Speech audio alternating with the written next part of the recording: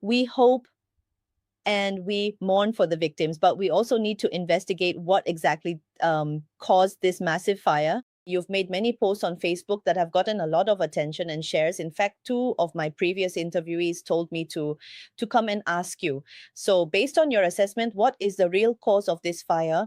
Because the government still hasn't provided an explanation. Well, the police have a theory, and I think their theory is correct. They estimate that the netting used on the exterior walls, what we call the green netting, as well as the boards protecting the windows or even the styrofoam, acted as an accelerant. It's highly flammable, which caused the fire to spread, because Hong Kong actually has legal standards for this. Back in the 1990s, during the colonial era of the last century, the Director of Fire Services and the Commissioner for Labor at the time requested that the building authority, that is, the Director of the Buildings Department, to issue guidelines regarding the safety of scaffolding under the building's ordinance, including fire safety and ventilation. So, in the 1990s, a document APP 070 was issued. And this document, there's a problem even now. Some professionals from the Institution of Engineers or the Construction Industry Council still don't seem to understand the explanation in either English or Chinese.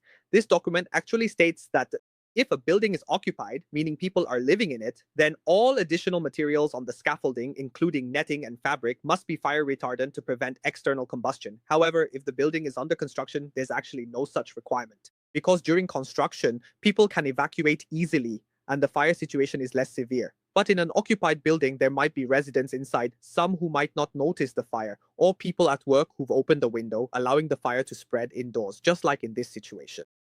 This can easily lead to massive casualties, and the scaffolding netting can easily cause a chain reaction fire. Because of this, back in the 1990s, under the colonial government, we actually already had very clear laws and regulations requiring that for this type of maintenance site, the netting or boards must be fire retardant. But they didn't use fire retardant materials. It's very obvious. There's a video from yesterday filmed around 2 or 3 o'clock, showing a very small fire at the base of the building. In fact, in the initial video, you have to look very closely just to see the fire, but within a few minutes, it had already burned to the top with raging flames, engulfing the entire street. You can see that the materials were clearly not fire retardant. This means the contractor definitely bears a great deal of responsibility, and the government departments are not without responsibility either, because this is a home ownership scheme estate. It falls under the responsibility of the Housing Authority's independent checking unit. So the independent checking unit, all the officials responsible for a project, they all have a responsibility, whether it's misconduct in public office, or equivalent to the 3 people from the contractor and consulting firm who were arrested for possible manslaughter. I think it's a comparable situation. On the other hand, did the consulting firm properly check the safety of the scaffolding netting? Did the contractor deceive everyone? The netting was clearly substandard, but they submitted a fake report. This happens a lot. Fake reports to deceive people. It's possible. But the problem is, about a year or so ago, I, along with the residents here, actually took some of the netting and styrofoam and burned them, and we told the government it was unsafe. We went to the fire services department, we went to the labor department, both the labor department and the fire services department ignored it. So we actually had a warning over a year ago. There were people, Hong Kong citizens, people in our civil society who had alerted the government, but the government still failed to enforce the law. That's the first problem. Perhaps heaven has been kind to Hong Kong. During the last dry season, nothing like this happened. Well, then in October of this year, it happened at the Chinacum building. This fire at the Chinachem building, I see it as a warning from heaven. In October, just last month, the huge fire at the Chinachem building was also caused by this scaffolding netting. Actually, at that time, the Chinachem building fire was probably a warning as well. Because if you saw it at the scene, one side of the Chinachem building was burning fiercely, while the other side didn't catch fire at all. This means that if they had used a fire retardant net, there wouldn't have been such a major crisis. But when you use substandard materials, it burns very fiercely. So, despite this warning a month ago, our Hong Kong government officials, our housing department, our labor department, the Housing Bureau's independent checking unit, our buildings department, and even our senior officials, they still ignored it. The result is what happened today on November 26th and 27th, a fire like this. Ultimately, 44 people have now been officially declared dead, and another over 100 people are still unaccounted for. Of course, we hope we can rescue all 100 of them. Even if there are pets inside, we hope to rescue any that have survived. But this possibility, looking at the scene, in reality, it's probably slim. Our final death toll could be very high. But why couldn't we avoid this? Years ago, someone raised the issue and the government ignored it. Then last month, the Chinachem building burned and we still ignored it. The result is today's tragic consequence. So I feel the government, the John Lee government, bears a great deal of responsibility. Yes, that's right, because I know you were a whistleblower for the Sha Tin to Central Link project, but for this fire, you're also a whistleblower. Because looking back, actually, have similar situations occurred in other housing estates? I saw you mention that a similar situation also happened at Sui Woko in Sha Tin. You've reported this to different departments, right? So, what was their actual reaction? I mean, you kept telling them about this problem, really trying to make them understand. Did they think it was safe or did they just ignore you? What was their specific reaction? At Suewo Court, why was I particularly concerned? Suewo Court, like this estate, has many elderly residents, and the fire safety design is different. The corridors at Suewo Court, the ones between units and near the lifts, are open air. This means if the exterior wall catches fire, it will definitely get into the building, right up to your doorstep. You can't escape. It's a very serious matter. The design of Suiwo Court is very different from these modern designs. But regardless, at Suiwo Court, who did we approach? We went to the Housing Bureau's Independent Checking Unit, we went to the Labor Department, and we went to the Fire Services Department. All right. In the end, of course, we also spoke with the local incorporated owners, the management company. We talked to the management company, and the chairman of the Suiwo Court Incorporated owners, Lung Polik, he was just like the chairman of this estate. He was like, oh, Chan is deliberately causing trouble. He slandered me, framed me, got me sued. All of it was a smear campaign to cover up the situation. All right, when it comes to the various departments within our government, I can tell you directly and without any hesitation, the Commissioner for Labor, who is Ms. Chan, as well as the Director of Fire Services, Mr. Young, they both must step down from their respective positions. This is a necessary action that needs to be taken. Their attitude was one of complete reluctance. They just ignored you, acting like there was no problem at all. There are laws, there were technical discussions. In the emails, I was very polite at first, but it got to a point where I had no choice. I was at my wit's end. We talked for 3, 4, 5, 6, 7 months, sent 10, 20 emails, and they still thought there was no problem. But when we cut out a piece ourselves to test it and found a problem, they still said there was no problem. They insisted there was no problem. The Labor Department even told the residents that the netting was actually fine, that it didn't even need to be fire retardant. These officials, firing them would be letting them off easy. With so many people dead, how can they live with themselves? Okay, but the Fire Services Department's independent checking unit was a bit different. At Suiwo Court, the independent checking unit was, relatively speaking, doing its job. I'll be honest, they were really doing their job. But the problem was the contractor and the consultant company who kept giving them the runaround. They kept including giving them fake test certificates. They gave them test certs where the information inside was wrong. For example, the photo of the sampling date was July 12th, but the test cert said the sample was received on the 16th. All of this meant that when we were sampling, it turned out the materials being tested weren't the ones being used. The Fire Services Department's independent checking unit did investigate this at the time, but the result was from December 2023, they chased it until February 2025 before they could even say they could get the certificate. But during that period, for those 10 to 20 months, all 3,501 households were living in a fire hazard. And during that time, the Fire Services Department and the Labor Department refused to do anything. It's the same for One Foot Court. The Labor Department, the Fire Services Department, they refused to act. The Fire Services Department's independent checking unit for One Foot Court, they were fucking useless. They were just like the Fire Services Department and the Labor Department. They just ignored it. They thought there was no problem. This means that within government departments, it's not like the entire department has the same governance attitude. Some officials are fucking useless. Some officials have a sense of responsibility. I followed up on major maintenance in so many estates because it's truly dangerous. In fact, only the Fire Services Department's independent checking unit for Block 8 of Choi Hong Estate in Wong Tai Sin, the team led by Mr. Koo, was relatively good. All the others were fucking useless. Yes. So you were actually concerned about this issue in Hung Home from the very beginning, right? I mean, I saw. Yes.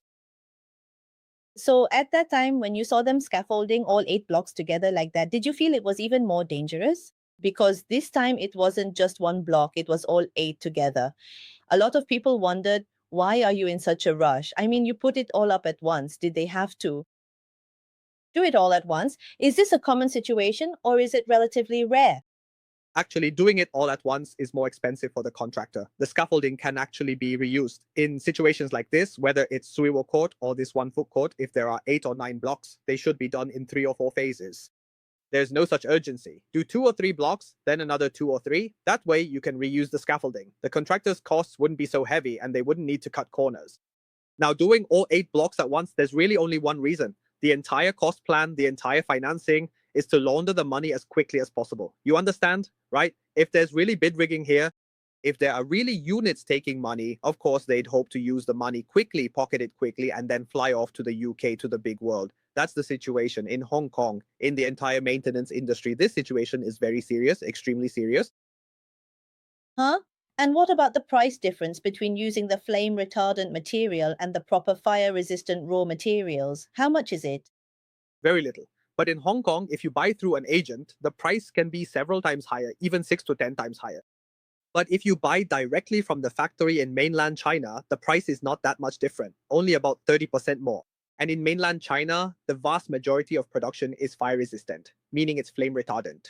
On the contrary, in mainland China, most production is flame retardant because the actual production cost is not much higher. But in Hong Kong, to save money, they use substandard materials. That's the real problem. Yes, so this time, well, now that 3 people have been arrested, do you think that's enough? What direction do you think the investigation should take? How should they be held accountable? Do you have any suggestions? Well, in fact, I have been following up on this housing estate. So actually, now that 3 people have been arrested, of course, I don't know which 3. The 2 directors of the contractor deserve to be arrested. I also said in my first post that his monkey should be arrested immediately. There's no way around this. He should be arrested. As for the other one, the consulting firm, I actually think they're quite hardworking. But you understand, because the consulting firm is subject to the owner's corporation, because the owner's corporation hired them, the chairman of the owner's corporation, in fact, has an undeniable responsibility in this matter. Of course, we must have a criminal element before we can arrest that person and detain them for 48 hours for investigation. But I believe the police have a strategy, because if they don't arrest him now, he might have already bought a plane ticket and flown to the UK, the US, or Canada. So the police must do something. But if I think they should do something, they should expand the scope. The chairman of the owners corporation of this one food court should also, or the important members of the management committee, should also go to the police to assist in the investigation. This includes taking out all their communications to see if they have any responsibility. In the entire housing estate, I only saw it myself, including our Central Science and Technology Supervision. This housing estate, the chairman of the owners corporation, and this Sui Wo court are very arrogant. They won't let me enter the public area. In Sui Wo court next to me, okay, I can get in. I can't get into this housing estate. I really can't get in. There were triads guarding the entrance. I couldn't get into the estate. But pro-establishment legislators could get in. It was like an iron fortress. All right, on another note, besides the people involved in this construction project, government officials should also be here to assist with the investigation. In my coordination and liaison, the Commissioner for Labor and the Director of Fire Services are responsible. Their dereliction of duty contributed to this incident. They should, likewise, if we're talking about manslaughter, they are also suspects. Right. So, what do you think is the difficulty of being a whistleblower in Hong Kong? Extremely high. For the past 10 years, I'll be frank with you all. My personal accounts, I had 6 or 7 personal accounts. Now only 1 is left at HSBC. My company accounts are all frozen. Not just frozen, I can't even withdraw the money. Actually, what John Lee says about protecting your own, well, I'm telling you, I'm doing the same. I'm also facing you people coming after me. You are being sanctioned by others, and you are sanctioning me. My accounts are also frozen by you. These past 10 years have been very difficult, truly difficult. But I insist on staying here. I insist on continuing to speak out. I insist on continuing. I'm not trying to make trouble. Everything I find is factual. If it's not a fact, I won't say it. But they have John Lee, they have everything. It doesn't matter to me. Go ahead and sanction me together. My skin is a mile thick. But this government shouldn't act this way, because I'm reminding you. Think back, John Lee. If you had respected what I told you back then, you wouldn't have to face these consequences today. Yes, This has become major global news. You see all the international headlines today. Hong Kong has become a living hell. Sai, how do you feel? I mean, you kept reporting it, but today you're sitting here at the scene where 8 buildings have burned down. actually, as I said, there's Block 6, Block 7. Of course, my heart just bleeds. I knew there was danger. I said it out loud that people could really be burned to death, but no one paid attention. And a few years later, it really happened. How do you think I feel? It's heartbreaking. It's about the residents' lives and deaths. Their homes shouldn't be burned down. Think about it. Hundreds of thousands of dollars. Hey, you forced me to chip in over $100,000 to burn myself to death, to burn my family to death, to burn down my home. hey, how can a situation be this absurd? It's utterly absurd.